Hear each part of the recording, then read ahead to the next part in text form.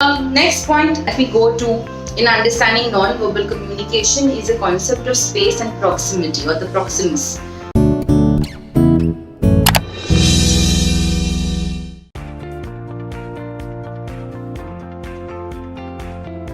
Space and proximity, it is basically the distance and nearness.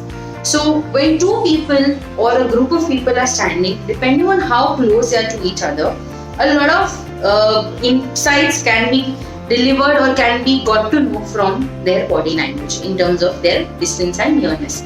So we say that on 4 parameters, you differentiate the kind of relationship that is being shared by people.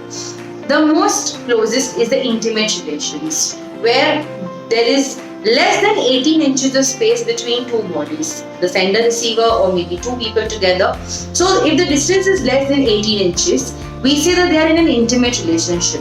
This can come from the concept of best friends, a mother and a son, a mother and a daughter who probably is breastfeeding the baby, or it can be between lovers, right? So that is the whole concept, or that is where we understand the intimate space and proximity between two people. Second factor, or the second kind of distance nearness that can be seen after an intimate closeness, is about the personal space. Now, what is the meaning of personal space? When there is a distance anywhere between 18 inches to 48 inches between two people, between two parties, between two bodies, basically, we can say that it is more of a personal relation that they share. So maybe siblings, good friends, close friends who are comfortable with each other's way of functioning, with each other's body being close to each other, and there is no amount of awkwardness between the same. Then comes the third parameter, which is the social distance. What happens in social distance? The distance from 4 feet to 12 feet between two bodies can be known as the social space or the social proximity. That's an accepted code of conduct when you start working, or if between a teacher and a student, between a boss and an employee, an ideal accepted 4 feet to 12 feet. And then the last space is the public space. Anything more than 12 feet plus falls under the category of the public space. Now, what happens in this public space is basically maybe you are standing on a podium, reciting to the crowd or addressing to the masses at a lunch. So that is how we differentiate, or that is how the 4 classification of physical distance. Intimate, that is less than 18 inches. Then next is personal, that is 18 inches to 48 inches between two bodies. Third is social distance, 4 feet to 12 feet, and anything more than 12 feet falls under the classification of public distance. With distance, we now move to the second last method of communication.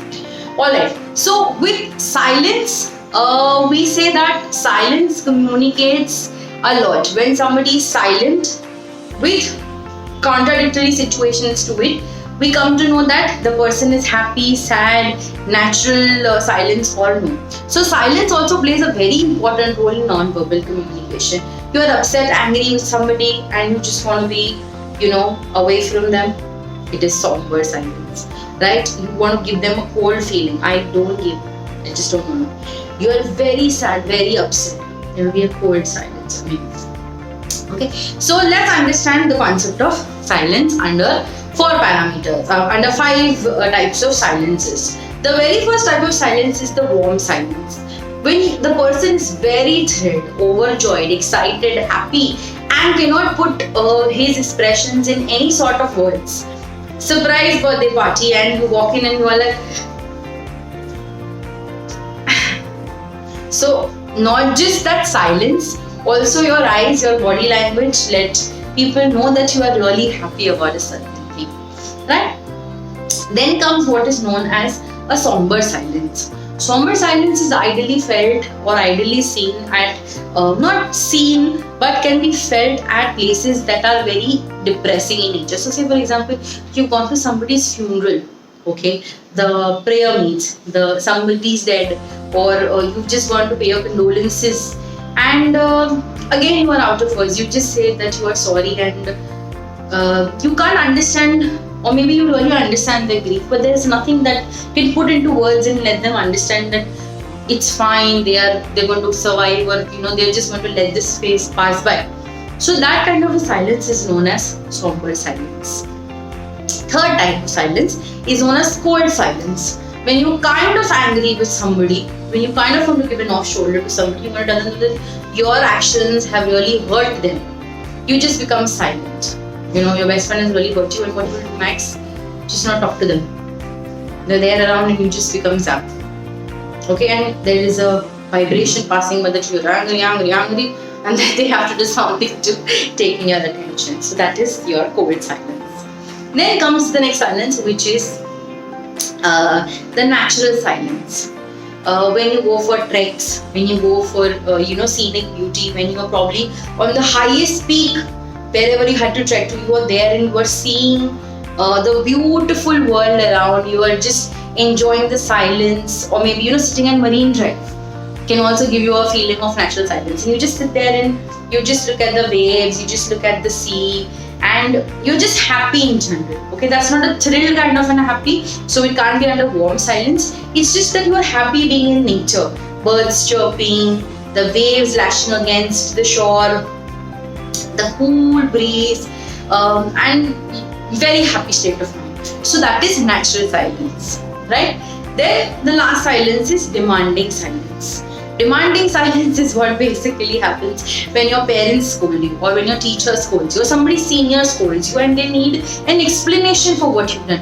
Why did you do this? Tell me right now. And the opposite person, the receiver, basically has no answer. You will not say, I did this because you wouldn't back answer them. So a silence that is demanding an explanation is nothing but your demanding silence. And to add to all of this, not a full-fledged part and parcel of the book, but there is also something which is known as awkward silence. When maybe you meet strangers for the very first, strangers you meet for the very first time, or when you meet people for the very first time, and apart from just hi, hello, what's your name, what you do, there is nothing in common to talk about, because it's the very first time, so you do not really know about them. So how much will you talk to them? So the kind of silence felt at that point in time, you both are there physically in one premises. Basic level का conversation हो गया, pleasantries were exchanged, greetings were exchanged, but now what? And there is silence. So that can be known as an awkward silence. So silence also communicates a lot.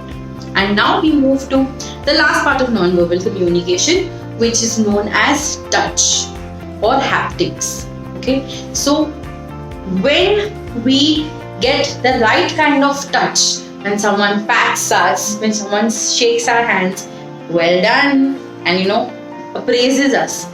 So what happens, or gives us a very warm hug. You feel that it's a good touch. They're appreciating, and they're letting you know that they're happy for whatever you've achieved. And under touch, we also have something which is known as a back touch. And this is something that we've been teaching the kids right from the age of 6 months, 1 year plus, where they understand that the important body parts of a male or a female, which are private to themselves, and they shouldn't let anybody except for their father, until a certain age, their mother, father see that. So bad touch is when somebody touches you in a wrong sense, even if it could be, shaking, through, like when there's a handshake and somebody just rubs your hand with a cheapness to feel you, it's a bad touch. Or somebody, wow, what you've done, and then there's this facial expression, or good job. So apart from getting touched at your private parts, if somebody tries to even feel your upper hand, or oh, you're so good girl, babes, is a bad touch. So in touch, the kind of touch we feel communicates whether it's a good touch or a bad touch. And under this, we also have a concept of touch starvation. Lack of good touch, okay? Lack of hugs, praises, handshakes, pats on the back can lead to what is known as touch starvation. You want some... See, we are human beings, we are social animals. We like touching, kissing, holding hands, hugging each other, and just being merry, right? And if all of that, maybe in a very young age, the son may have lost the mother, and nobody can touch you as lovingly as a mother does. So in a young age, when you do not get that kind of good touch, okay, nobody to hold you, nobody to praise you, nobody to give you a pat on your back, nobody to give you thumbs up, hold your hands and give a nice handshake, it falls under the category of touch starvation. And often lack of good touch leads to touch starvation, and when there is touch starvation, the person becomes very irritable, very annoyed, he's very jealous, he cannot trust people easily. So touch starvation also falls under the parameter of nonverbal communication, and it speaks volumes about the kind of upbringing the person may have gone through. With this, we end the chapter, and let's quickly have a summary for the same. So we'll quickly have a summary for our methods of communication, 2 parameters, verbal and non-verbal. When we talk of verbal, we further subdivide it into oral and written. Under oral, we further subdivide it into personal, that is face-to-face, and non-personal, that is, through the use of radio, the telephones, that is not face-to-face communication. And under non-verbal communication, we fall into 12 subheads that explain what exactly non-verbal communication or what the kinds of non-verbal communication there could be. The very first being facial expressions, the use of oculises, eyes expressions that communicate through the facial expressions. Second parameter is your gestures, the way you use your hands, your legs, your face to communicate something. The third is your posture.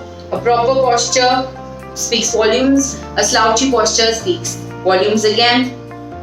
The behavior, how you're behaving with the larger set of people in public, right? Then we move to understanding what was charts, graphs and maps, then posters and banners, post which we understand colors and shapes. Then we understand the concept of silence, what silence talks about: cold silence, warm silence, somber silence, awkward silence, demanding silence and natural silence. Then we understand the concept of space and proximity. Space and proximity, 4 parameters, the very first being intimate, 18 inches, less than 18 inches. Then we talk about personal, which is 18 inches to 48 inches between two bodies. The third one being social, 4 feet to 12 feet, and the last one being public, which is anything more than 12 feet. We also talk about dressing and grooming, how the kind of clothes that we wear represent or depict the culture that we belong to, the grooming skills, tied hair, formal look, fancy hair, maybe a wedding look, maybe a party look, right? And with that, the last parameter was your touch. When we talk of touch, we talk of good touch, we talk of bad touch. Good touch, something pleasing, gentle touch. Under good touch, we can also have gentle touch. And under bad touch, we can have something which is aggressive touch, which is a bad touch, harmful touch, can all fall under bad touch criteria. And lack of good touch leads to touch starvation. Just to wind up, that there is a whole concept of para-language also. So para-language is a language that is something beyond language. It's not just how I speak to you in English, but what kind of pronunciations I have. My enunciations are correct or no? Am I saying too many times and I have said and this and that? Will that become convenient enough for you to understand? Will you be able to decode the message? No. In terms of the tone, if I'm talking very softly, do you think that right now you're able to understand? Versus when I'm talking very loudly, the Airtel ad, you should always remember how she talks the top of her voice and communicates to the masses, right? So para-language, beyond language. And am I having the proper pauses that are required for me to have an effective communication? After my statements, can you figure out it is a question mark kind of a statement or it's a full stop kind of a statement? Yes. Can I say wow and you can understand the expressions are an exclamation mark? It means I am using the right kind of pauses that are required. My voice modulations is taking place fast. The words that I'm speaking per minute are smart enough to understand me, are falling in the perfect pace, in the perfect space, right? For you to understand what it is all about. With this, we are done with our chapter 4 and we'll move to the next chapter after.